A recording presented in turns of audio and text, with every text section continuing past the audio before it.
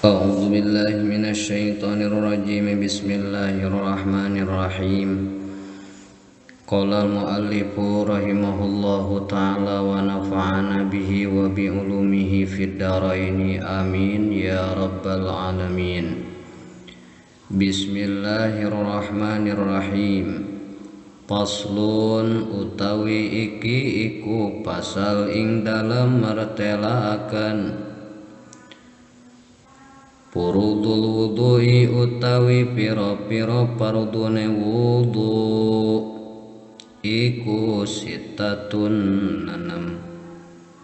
Al awalu utawi kang kaping awal iku an-niyatu niat. Asani utawi kang kaping do iku ghuslul wajhi ngawasuh wajah. Asalisu utawi kang kaping telu iku ghuslul yadaini ngumbah tangane roro ma'al mirfaqaini sarta siku kaone. Arabi utawi kang kaping papat iku mashu syai'in ngusap sawiji-wiji minar ra'si saking sirah. Al khamisu utawi kang kaping lima iku ghuslur rijlaini ngawasuh sikil roro ma'al kabaini sarta mumuncangan karone. Asadisu utawi kang kaping nenam iku at-tartibu tartib. Bismillahirrahmanirrahim. Salajengna dina ye pasal Kiai Musonib bade martelaakeun pirang-pirang farduna wudu. Ari wudu teh susuci ku cai anu patali sareng wajah dua panangan mastaka jeung dua suku bari jeung dibarengan niat. Dipardukeunana bareng jeung diperdukeunana salat dina malam Isra sakumaha diriwayatkeun ku Imam Ibnu Majah.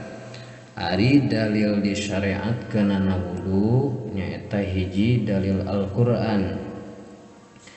Dauhan Allah Ta'ala, A'udzu billahi minasy syaithanir rajim. Ya ayyuhalladzina amanu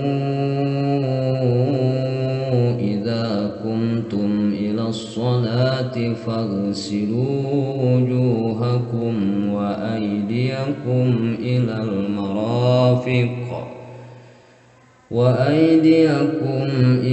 marafiqi wamsahu biru'usikum wa arjulakum ilal ka'bayn.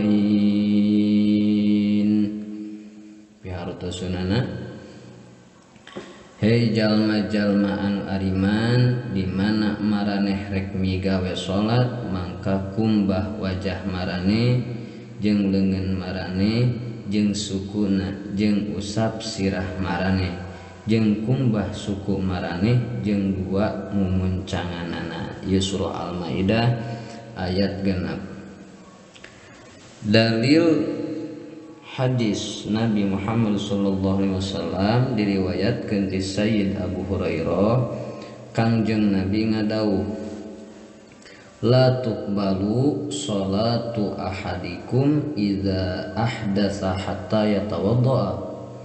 Hanteu ditarima salat saurang ti maraneh di mana manehna hadas. Artosna batal wudu sehingga manehanana wudu. Ieu hadis riwayat Imam Al-Bukhari sareng Imam Muslim, Abu Daud sareng Imam At-Tirmidzi. Kemudian dalil ijma ulama, geus ijma ulama kana disyariatkeunana wudu ti zaman Kangjeng Nabi nepi ka kiwari. Ari nu ngawajibkeun wudu nyaeta hadas sarta rek salat atawa sabangsana. Ari farduna wudu nyaeta aya genep sapertos di dieu furudul wudu'i ari pirang-pirang farduna wudu sitatun eta aya genep.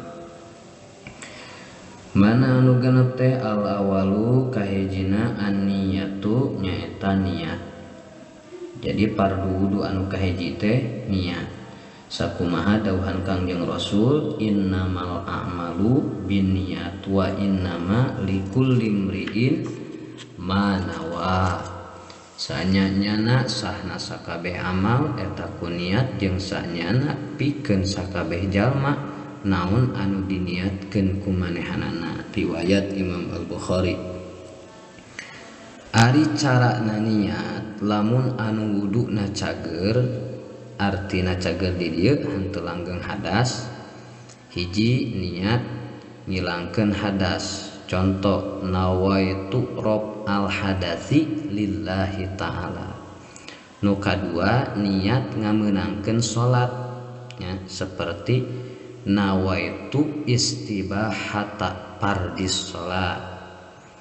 Nu katilu niat wudu atawa niat fardu wudu. Contoh nawaitu fardol wudu'i lillahi ta'ala. Abdi niat wudu fardu karena Allah ta'ala.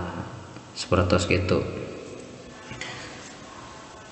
Ari jalma anu langgeng hadas seperti anu getih atawa anu boson teh hitut wae anu beser, cukup manehna niat ngameunangkeun salat atawa niat wudu nya. Seperti nawaitu fardol wudu. Hanteu cukup niatna nawaitu rob al hadas sabab hadasna hanteu leungit. Atawa nawaitu bisa oge nawaitu istibahatas sholati nya. Nawaitu istibahata fardis sholati. Nu kadua farduna wudu teh ghuslul wajhi ngawasuh wajah beungeut. Dawuhan Allah dina Al-Qur'an idza kumtum ila sholati fagsilu wujuhakum. Di mana maraneh rek migawe salat maka kumbah beungeut maraneh. Ieu dina surah Al-Maidah ayat 6. Wajib ngumbah sebagian tina sirah dua ceuli handapeun gado lak-lakan jeung wajah supaya yakin walatrana. Cek qaidah ma la yatimul wajibu illa bihi fahuwa wajibun. Perkara anu hanteu sampurna anu wajib iwal ku eta perkara mangka eta perkara jadi wajib. Jadi perkara anu hanteu sampurna anu wajib iwal ku eta perkara maka eta perkara jadi wajib. Nya kitu deui wajib ngumbah sakabeh buuk anu jadi dina beungeut seperti bulu panon, bulu halis, kumis, jenggot, oge godeg jeung anu sajena. Katilu fardu wudu nyaeta ghuslul yadain ngawasuh tangan dua ma'al mirfaqaini sarta sikuna.